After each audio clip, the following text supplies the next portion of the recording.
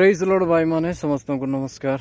बहुत दिन पर पुनर्बार माने ब्लॉग रे आसी अच्छु बा आपण देखि पारुछंती दिस इज वर्क विषय जमी आम पहुँची अच्छु। सी होचंती मोर छोट भाई आउ एटा होची गोटे फला रोपण करिवार फला माने टणा होची बा ताकू रोपण करिया पई टणा होची।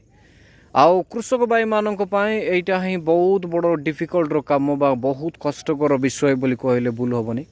कहीं यही कम को आमे माने वर्तमान समय रे मु मध्य से जगह सहयोगी बा सहभागिता नहीं अच्छी। तेणु जो भी हो जो आपण माने प्रभुंकर धन्यवाद दिंतु। आउ जिते बेले आपण माने कृषक भाई माने फलारोपण बा फल टाणवा काम करके जाउछंती सर्वप्रथम प्रार्थना करंतु।